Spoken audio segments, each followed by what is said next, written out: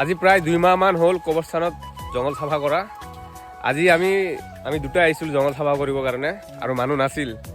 তাৰপিছত 1 ঘণ্টামান কাটাৰ পিছত আল্লাহৰ বৰকত বহুত মানুহ আহি গৈছে, প্ৰায় 50টামান মানুহ আহিছে। এতিয়া আমি চাহ খাব যাই আছোঁ। মানুহবিলাক চাওক কিমানখিনি, বহুত মানুহ আহিছে আজি।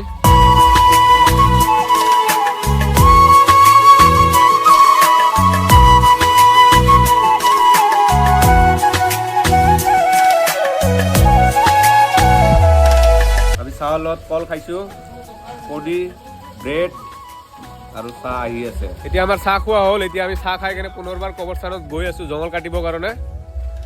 পাব্লিক পিছফালে আহি আছে আৰু কেইটামান আগফালে আছে।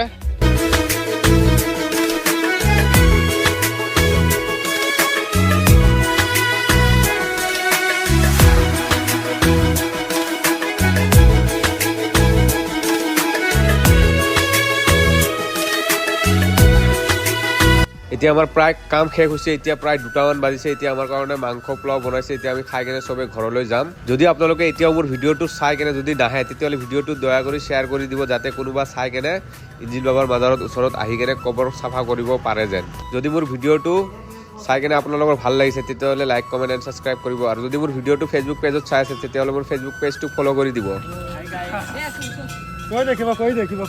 বহুত কেইটা মানুহ আহিছোঁ, মেক্সিমাম 50টা মানুহ আহিছোঁ। আমাৰ ইঞ্জিল বাবা মাজাৰৰ কবৰস্থানটো চাফা কৰিলোঁ। বহুত ভাল লাগিছে চাফা কৰি কেনে আপোনালোকৰ। আৰু আমাৰ বহুত আছে, লগ বন্ধু আছে, মোৰ চাচা আহিছে, মোৰ ডাঙৰ ভাই আহিছে, মোৰ দেউতাই ইয়াতে ঘুমাই আছে, মই নিজে আহিছোঁ। ভাল লাগিছে, বহুত কিবা এটা ভাল লাগিছে। নেক্সট সপ্তাহত আকৌ আহিম। আৰু 2টা আছে দিবৰ কাৰণে। দে এতিয়া বিছমিল্লাহ কৰক চবে।